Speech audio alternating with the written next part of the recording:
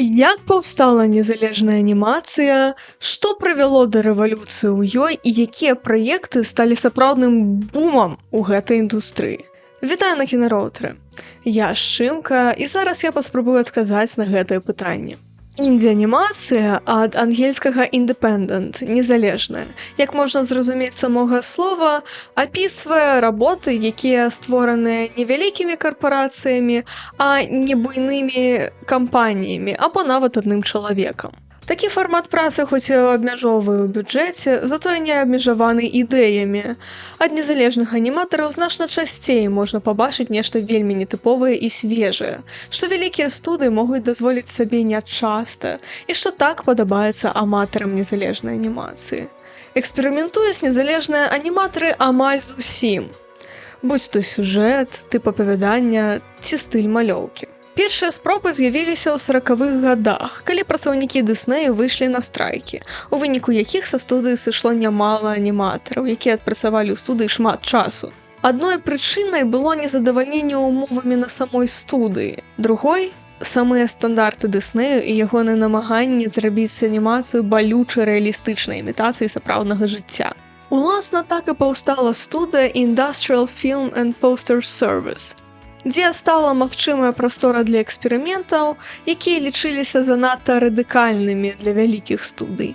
У пошуках працы і грошаў гэтая студыя пачала рабіць палітычную рэкламу.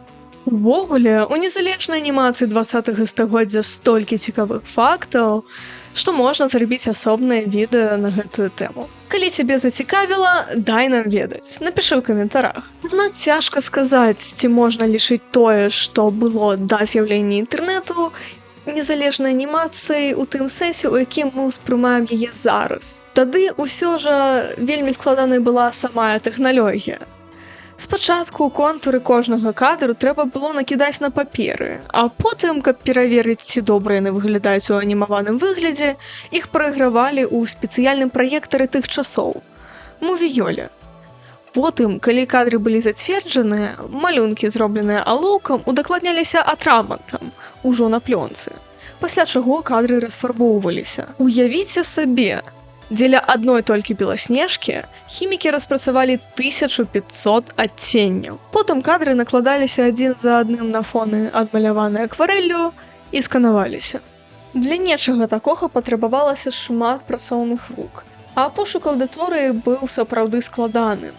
Таму шукаліся зазвычай кліенты, гатовыя праспансаваць месяцы працы дзясяткаў чалавек.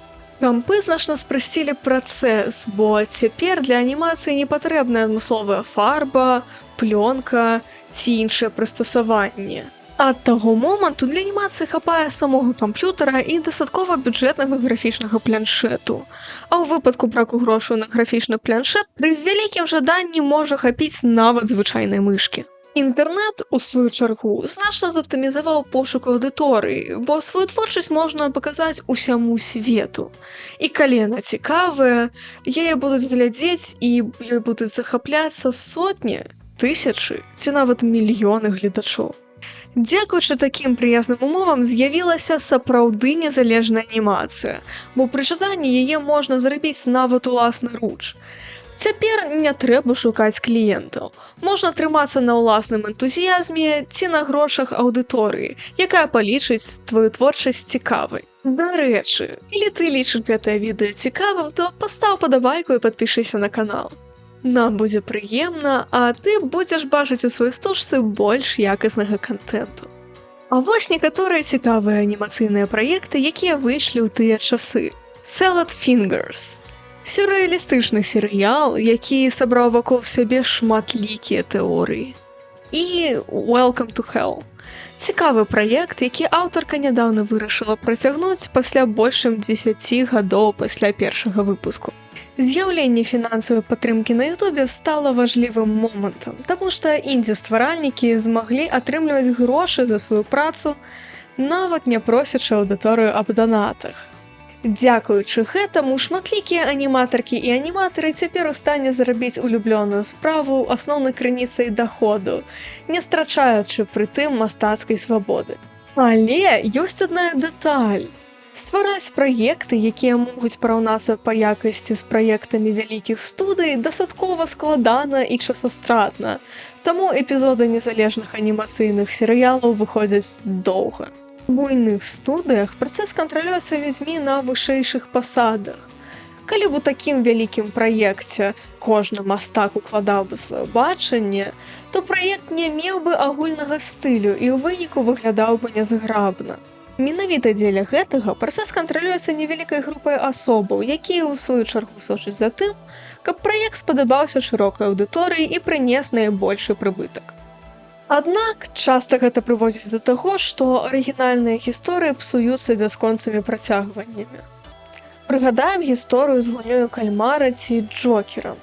Іх спачатку рабілі з думкай пра адзін завершаны праект. Але калі яны выбухнулі ў кінапракаце, карпарацыі вырашылі, што трэба выціснуць з гэтага максімум, робячы наступныя часткі. Такі падыход часта не працуе, бо мы любім гісторыі за тое, што яны сканчаюцца ў правільны момант. Сцэнарысты праз сваю творчасць намагаюцца данесці канкрэтную ідэю. І пасля таго, як аўтарская задумка выказаная, дадаткі часта адчуваюцца штучна. Можна прыгадаць тыя ж «Зорныя войны». Арыгінальная трылогія – безумоўная класіка. Але калі трылогія прыквелаў яшчэ мае пераважна пазітыўныя водгукі, то сіквелы амаль аднагалосна крытыкуюцца за сюжэтныя дзіркі, плоскіх персанажаў і штучныя сюжэты. Фактычна, справа ў тым, што кампаніі намагаюцца атрымаць максімум прыбытку, і карціны з вялікай фан-базай – гэта самая бяспечная опцыя. То бок тое, што дакладна спадабаецца аўдыторыі. А вось новыя ідэі студыі бяруць нячаста, бо гэта занадта рызыкоўна. Няма сэнсу выдаваць мільёны даляраў на праект, які, магчыма, не акупіць нават паловы свайго бюджэту. Вялікія кінакампаніі ўспрымаюць свае стужкі як інвестыцыю, а не як мастацтва. Індзі-праекты, у сваю чаргу, могуць запусціцца, проста зацікавіўшы дастаткова асобаў першым эпізодам ці нават трэйлерам. Незалежныя студыі часцей ставяць на мэту творчую рэалізацыю, і ім дастаткова атрымаць грошы, якіх хопіць членам студыі на зарплату. Бюджэт атрымліваецца значна меншым, бо колькасць працаўнікоў у такіх студыях далёкая ад вялікіх кінакампаній. У пэўны момант пачалі фармавацца незалежныя анімацыйныя студыі, і тады закраўся пачатак, можна сказаць, рэвалюцыі індзі-анімацыі, бо пачало стварацца нешта, параўнальнае па якасці да вялікіх анімацыйных студый, і нешта, што прыцягнула ўвагу значна шырэйшай аўдыторыі. 28 красавіка 2019 года выйшаў пілот гатэлю «Хазбін», які вельмі адрозніваецца сваім стылем, прытым маючы высокую якасць выканання і нетыповы сюжэт. Ён быў цалкам створаны аніматарамі-фрылансерамі, а праспансавалі іхнюю працу падпісанты з патрыёну аўтаркі праекту – Вівьен Мадрана. Хутка гатэль «Хазбін» назбіраў фан-базу, праўда, першы сезон выйшаў толькі ў студзені 2024 года. З 25 лістапада 2019 года да гэтага моманту выпускаецца спін-офф пад назвай «Пекельны босс», які ёсць у вольным доступе на Ютубе. Хоць аўтарку праекту часта крытыкуюць за сюжэтныя дзіркі, месцамі слабыя дыялогі і дызайн персанажаў, трэба прызнаць. Яна стварыла нешта вельмі нетыповае для анімацыйнай індустрыі, асабліва на той момант. Крыху пазней з'явілася анімацыйная студыя «Гліч» са сваім дэбютным праектам «Метаранер». Праект атрымаўся хоць і неблагі, але да ўзроўню кінагігантаў было далёка, а візуальны стыль не быў нічым новым. Затое навыкі студыі хутка паляпшаліся, і ўжо праз год, 9 кастрычніка 2021 года, выйшаў трэйлер «Murder Drones», значна лепшы па якасці.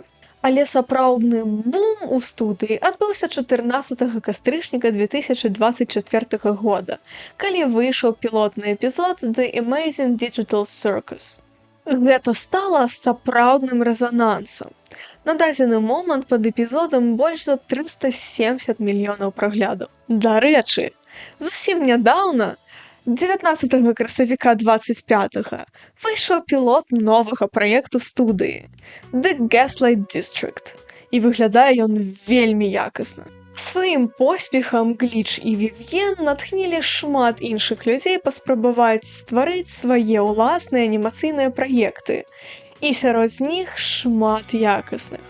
Лака Дейзі, Godspeed, Ramshackle ці Atlas and the Stars зроблены толькі адной асобай. Узровень якасці проста ўражвае. Складана сказаць, што будзе з індзі-анімацыяй у будучыні, але тое, што адбываецца зараз, сапраўды нешта цудоўнае. Калі хочаш, каб мы знялі яшчэ адное відэо пра індзі-анімацыю, дай нам ведаць і напішы ў каментарах. А калі табе спадабалася гэтае відэо, то пастав падабайку і падпішыся. Нам будзе прыемна. Таксама можаш падпісацца на наш канал у Тэлеграме. Там ёсць анонсы нашых відэо і разважальныя пасты. Дзякуй за прагляд і да сустрэчы!